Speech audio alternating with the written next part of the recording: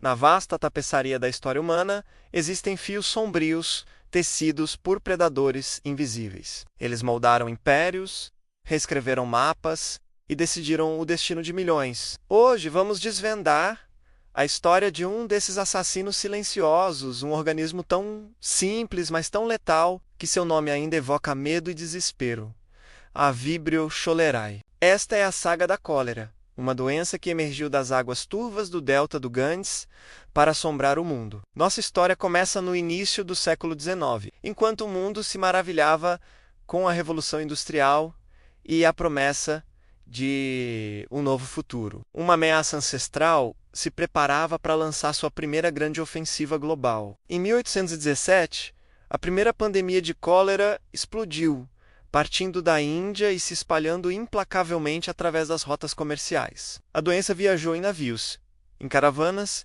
e nos corpos de suas vítimas, deixando um rastro de devastação da Ásia ao Oriente Médio e à costa leste da África. O mundo despreparado assistiu horrorizado enquanto cidades inteiras sucumbiam a uma morte rápida e terrível. O que tornava a cólera tão assustadora era a sua velocidade e brutalidade. Uma pessoa saudável podia, em questão de horas, ser reduzida a uma sombra de si mesma, consumida por uma desidratação avassaladora. Os médicos da época estavam perdidos, atribuindo a doença a miasmas ou ares ruins, uma teoria que se provaria tragicamente errada. Mas a cólera estava apenas começando. Ao longo do século XIX, outras 5 pandemias varreriam o globo, cada uma mais extensa e mortal que a anterior. Foi durante a terceira pandemia, em meados do século, que um dos capítulos mais importantes da saúde pública foi escrito. Em Londres, uma cidade sufocada pela poluição e pela superpopulação, a cólera encontrou o terreno perfeito. O ano era 1854. No bairro do Soho, um surto devastador eclodiu, ceifando centenas de vidas em poucos dias. Enquanto o pânico se instalava, um médico chamado John Snow Recursos a aceitar a teoria do miasma. Ele tinha uma hipótese diferente, radical para a época.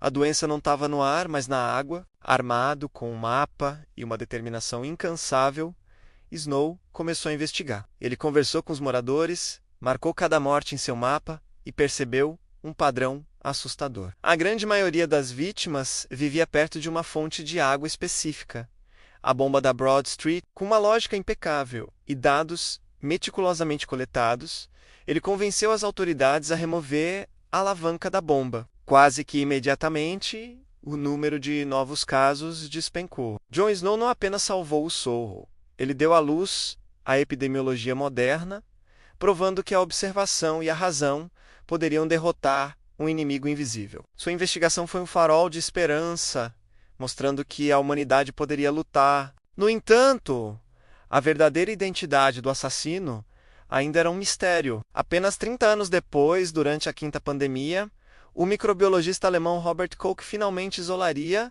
e identificaria o culpado. Sob as lentes de seu microscópio, ele revelou uma pequena bactéria em forma de vírgula, nadando agilmente em amostras de água e de pacientes. Ele a chamou de Vibrio cholerae. Koch não só identificou o patógeno, como também estabeleceu os postulados que se tornariam a regra de ouro para provar que um micróbio específico causa uma doença específica. A ciência estava finalmente desmascarando seu inimigo. Com o conhecimento veio o poder. A descoberta de que a cólera se espalhava pela água contaminada levou a uma revolução na engenharia sanitária. Cidades em todo o mundo começaram a construir sistemas de esgoto e a tratar sua água potável. Essas infraestruturas que hoje consideramos garantidas foram as verdadeiras armas que empurraram a cólera de volta para as sombras no mundo desenvolvido. A doença, que antes era uma ameaça global, torna-se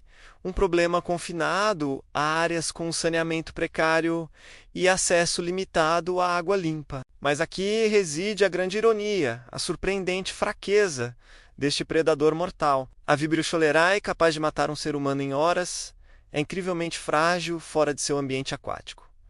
Uma simples gota de ácido estomacal pode destruí-la. Para causar a doença, uma pessoa precisa ingerir uma quantidade enorme de bactérias, geralmente milhões delas. para que algumas consigam sobreviver à barreira ácida do estômago e chegar ao intestino delgado. É uma corrida contra o tempo, uma aposta de números. A bactéria só prospera quando as defesas da sociedade e as defesas do nosso próprio corpo estão enfraquecidas. Uma vez no intestino, a Vibrio cholerae se agarra à parede intestinal e libera uma toxina poderosa. Essa toxina que provoca o caos. Ela engana as células intestinais, forçando-as a liberar enormes quantidades de água e eletrólitos. O corpo se desidrata a uma velocidade alarmante, levando ao choque e à falha dos órgãos. É uma estratégia de sobrevivência brilhante e terrível para a bactéria.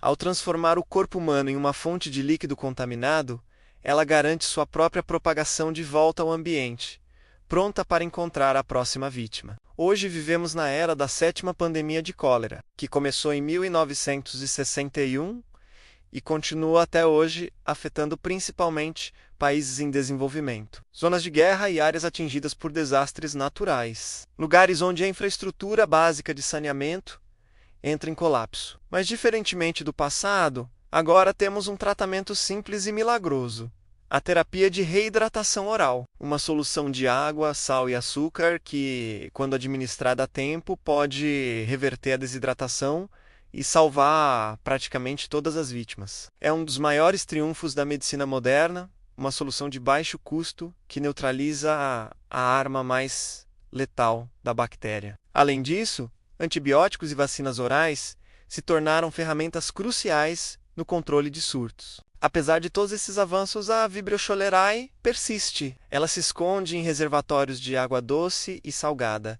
esperando por uma oportunidade, esperando por uma enchente, uma guerra, um colapso social. Ela nos lembra constantemente de nossa vulnerabilidade e da importância vital da saúde pública e da infraestrutura. A história da cólera é um espelho que reflete as desigualdades do nosso mundo. E aqui, no final de nossa jornada, fica uma reflexão intrigante. Este antigo inimigo, que acompanhou a humanidade por séculos, ainda guarda segredos em seu genoma, em sua capacidade de adaptação, em sua interação com o ambiente.